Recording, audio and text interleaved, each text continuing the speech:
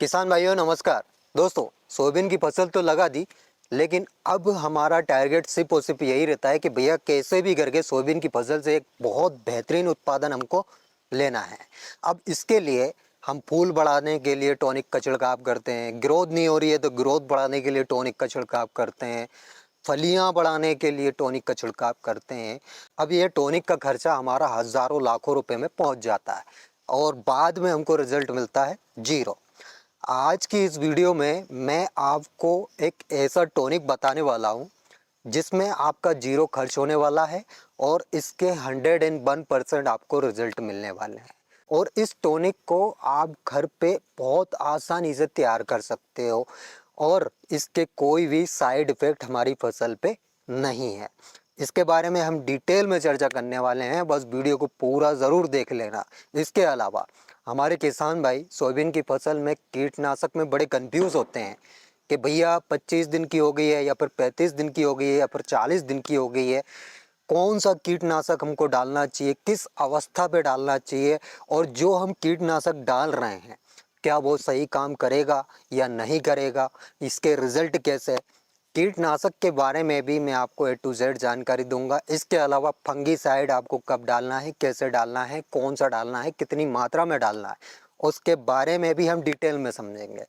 यह समझ लीजिए इस वीडियो में आपको A to Z जानकारी मिलने वाली है और ये भी गारंटी है यदि आपने वीडियो को अच्छे से देखा है और एक एक जानकारी समझी है और वही चीज़ आप फॉलो करोगे तो आपको एक अच्छा खासा उत्पादन लेने से कोई नहीं रोक सकता।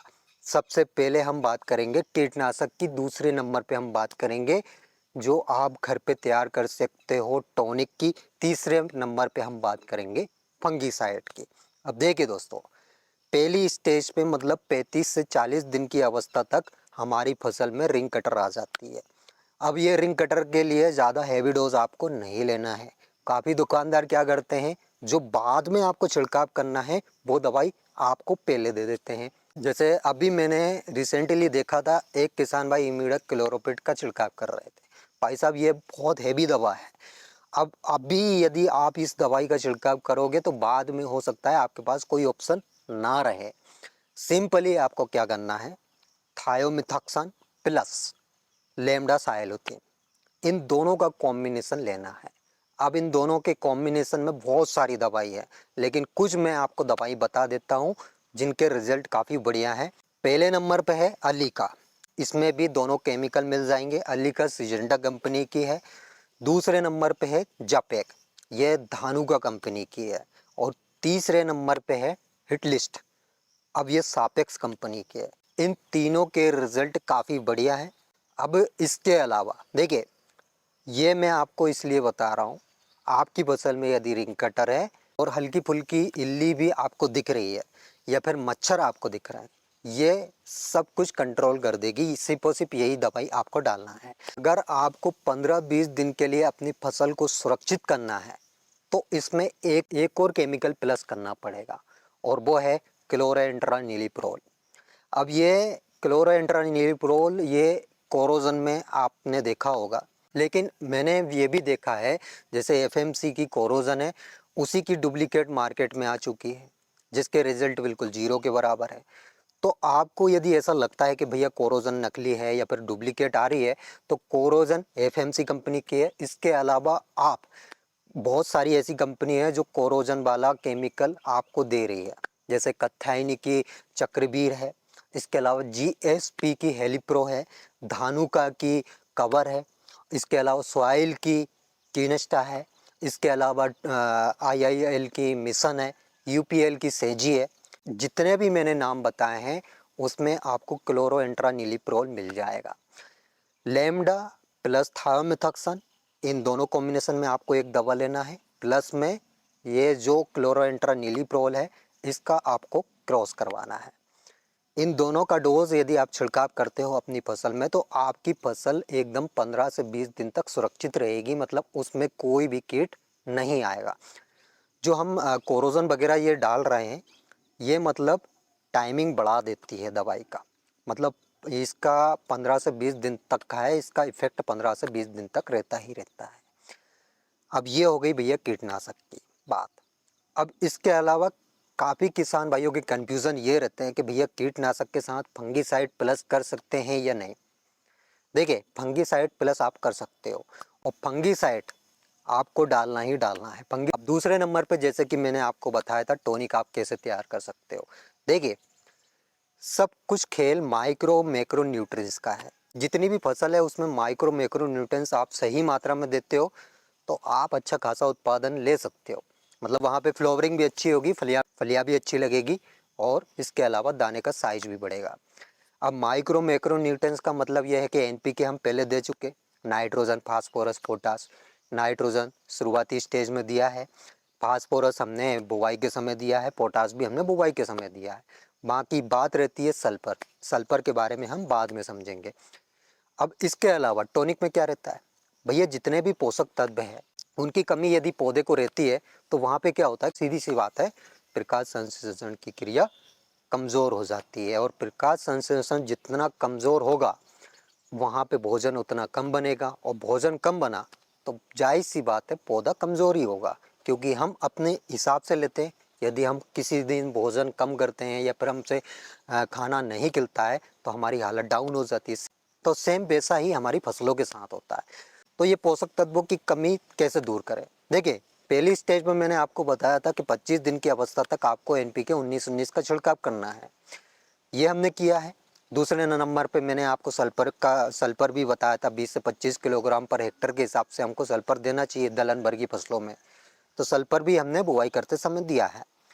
अब बाकी जितने भी पोषक तत्व हैं उसके लिए सबसे बेस्ट सॉल्यूशन है गौमूत्र। भाई साहब, गौमूत्र जो है वो पोषक तत्वों का खजाना है। मतलब इसमें सब कुछ रहता है, आयरन, मैग्नीज, मैग्नीशियम, जिंक, सब कुछ। जितने भी पोषक तत्व पौधे को चाहिए वो सब आपको गौमूत्र में मिल जाएंगे। अब ये गौमूत्र का छिड़काव आप यदि कर देते हो तो भाई साहब आपकी फसल में मतलब मच्छर मक्खी ये मतलब 5-10 दिन तक तो आपकी फसल में आएंगे ही नहीं। जो गौमूत्र की खुशबू रहती है उससे ही भाग जाते हैं। एक तो ये कीटनाशक का काम भी करता है और इसकी यदि और पावर बढ़ानी है तो उसमें आप 1 लीटर नीम ऑयल प्लस कर लीजिए 1 एकड़ के हिसाब से। 1 एकड़ में 100 से 150 लीटर गौमूत्र का छिड़काव करिए और उसमें 1 लीटर नीम ऑयल प्लस कर दीजिए। आपकी फसल एकदम बेहतरीन तरीके से जमेगी और फूल भी अच्छे आएंगे, फलियाँ भी बढ़ेगी। गौमूत्र का इतना तगड़ा रिजल्ट है। अब ये गौमूत्र जितना पुराना होगा उतना ही अच्छा रिजल्ट आपको मिलने वाला है। मतलब पुराने का मतलब 4 महीने का रखा हो, 5 महीने का रखा हो, 6 महीने का रखा हो, कोई दिक्कत नहीं है। आपको गौमूत्र का छिड़काव करना है अपनी फसल में। इसके अलावा बेस्ट डिकम्पोजर का आप छिड़काव कर सकते हो, गो अमृतन का आप छिड़काव कर सकते हो, लेकिन इनको बनाने में आपको टाइम लगेगा। अभी अगर आप डालो तो सिर्फ और सिर्फ गौमूत्र आप डाल सकते हो और उसमें आप गुड़ भी प्लस कर सकते हो। लगभग 250 ग्राम आपको गुड़ घोल लेना है और 100 से 150 लीटर जितना भी आप गौमूत्र 1 एकड़ के हिसाब से ले रहे हो उसमें आप घोल लीजिए गुड़ को और सीधा छिड़काव कर दीजिए। टॉनिक का भी काम करेगा, इसके अलावा कीटनाशक का भी काम करेगा। अब ये फंगीसाइड भाई साहब आपको डालना ही पड़ेगा। फंगस जनित बहुत सारे रोग होते हैं और यदि आपने स्टार्टिंग में बुवाई के समय सल्फर नहीं दिया है तो भी फंगस जनित रोग आपकी फसल में लग सकते हैं। सल्फर की भी पूर्ति करना है, इसके अलावा आपको फंगीसाइड भी देना है। अब ये दोनों कॉम्बिनेशन में बहुत सारी कंपनियां फंगीसाइड बना रही है जिसमें टेबुकोनाजोल आपका 10% रहेगा। इसके अलावा सल्फर कोई कोई सी कंपनी 60% दे रही है, कोई कोई सी 65% दे रही है, कोई कोई सी 70% दे रही है। अब इसमें भी मैं कुछ फंगीसाइड बता देता हूँ जिनके अच्छे खासे रिजल्ट है। टूमीटोमो का है, हारू, इसके काफ़ी बढ़िया रिजल्ट है। इसके अलावा बेस्ट एग्रो कंपनी का है सोलू, इसमें भी टेबुकोनाजोल 10% है, सल्फर इसमें 65% है। इसके अलावा धानुका का है स्वाधीन, इसमें भी सेम है टेबुकोनाजोल और सल्फर। देखिए, ये मैं इसलिए बता रहा हूँ क्योंकि फंगिसाइड का भी काम होगा उसमें और हमारी फसल में यदि सल्फर की कमी है तो वहाँ पे सल्फर की भी पूर्ति होगी। इसलिए टेबुकोनाजोल प्लस सल्फर ही आपको फंगिसाइड में लेना है।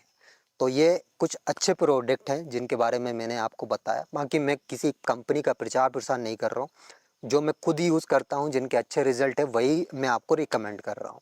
तो ये कुछ जानकारियाँ हैं दोस्तों। इसके अलावा सोयाबीन से रिलेटेड आपको डे टू डेट जानकारियाँ मिलती रहेगी, कब आपको क्या करना है, क्या नहीं करना है, कैसे उत्पादन बढ़ सकता है। तो आई होप दोस्तों आपको मेरे द्वारा दी गई जानकारी समझ आई होगी, वीडियो पसंद आई होगी।